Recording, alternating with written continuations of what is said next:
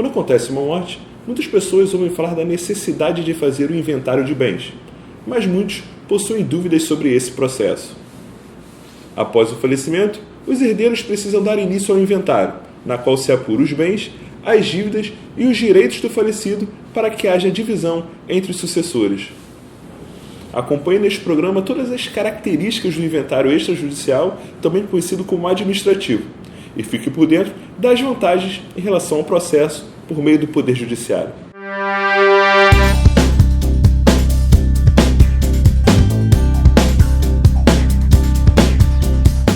Para abordar o tema, recebemos no programa de hoje o tabelião substituto do 24º Ofício de Notas, Rafael Tomé.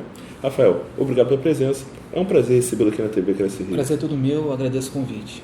Rafael, inicialmente explica para a gente as diferenças entre o inventário extrajudicial ou administrativo e o inventário judicial. A principal diferença entre o inventário judicial e o inventário administrativo é a forma de processamento de cada um dos procedimentos. Enquanto que o inventário judicial, que é o mais comum, o processamento dele se dá através de uma ação judicial que acontece no Poder Judiciário, o procedimento extrajudicial acontece fora do Poder Judiciário, de forma administrativa, através da lavratura de uma escritura pública junto a um cartório de notas, após aprovado o procedimento na Secretaria Estadual de Fazenda, onde os bens deixados pelo falecido se localizarem. Essa seria a principal diferença. O direito não é alterado. A Lei 11.441, que trouxe essa figura do inventário extrajudicial para o nosso ordenamento jurídico, não alterou o direito sucessório, apenas instruiu o nosso direito do procedimento de inventário extrajudicial.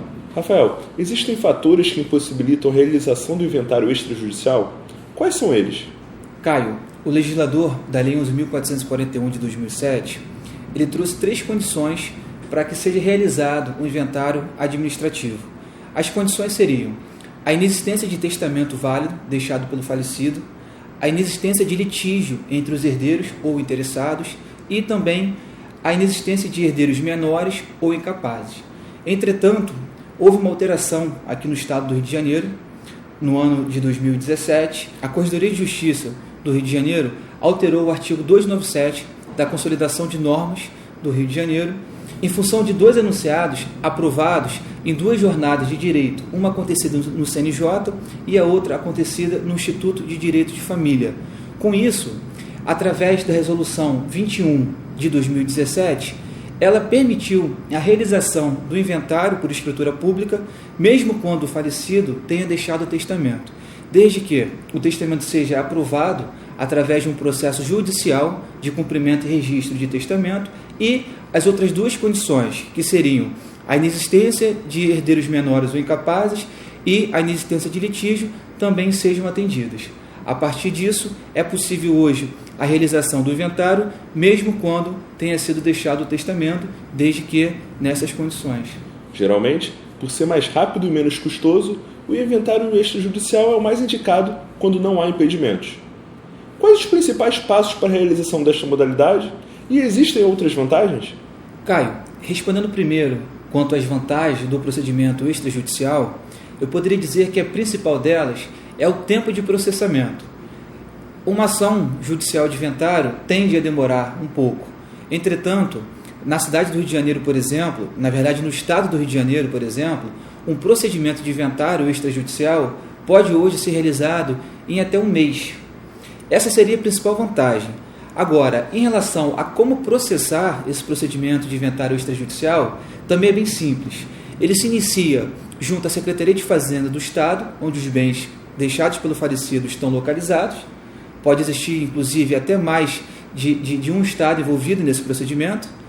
Aprovado o procedimento na Secretaria de Fazenda, onde os bens estão localizados, as partes vêm para o cartório de notas, procura o tabelião de notas para que seja realizado o procedimento de lavratura de escritura pública que põe fim ao procedimento de inventário.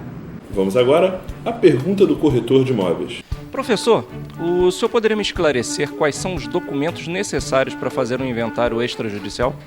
Os documentos necessários para a realização do procedimento de inventário são basicamente documentos pessoais das partes envolvidas, no caso, herdeiros, viúva ou viúvo ou companheiro ou companheira, O inventariado seriam os documentos pessoais, identidade, CPF, certidão de nascimento ou casamento, dependendo do estado civil das partes envolvidas, e algumas certidões. Todas elas são informadas na Resolução 35 do CNJ, que é o Conselho Nacional de Justiça. Mas, basicamente, em relação aos bens imóveis, são documentos que comprovam a propriedade ou titularidade do imóvel junto ao falecido, como, por exemplo, uma certidão vintenária ou uma certidão de ônus reais expedida por um cartório de registro de imóveis. E se tratando de bens móveis, são documentos que venham a comprovar a titularidade ou propriedade desses bens, como, por exemplo, sendo um automóvel, aquele documento de compra e venda do Detran. Então, seriam esses documentos a serem apresentados para a realização do inventário. Rafael, mesmo o processo já tramitando em juízo, os interessados podem desistir da via judicial e iniciar de forma administrativa o processo de partilha? Quais quesitos devem ser observados? Mesmo que já exista um processo de inventário acontecendo na Justiça, é possível que as partes desistam desse procedimento de inventário para a opção pela via administrativa. Inclusive, aqueles procedimentos de inventário judicial que se iniciaram antes da Lei 11.441 também podem ser desistidos e as partes virem para a via extrajudicial.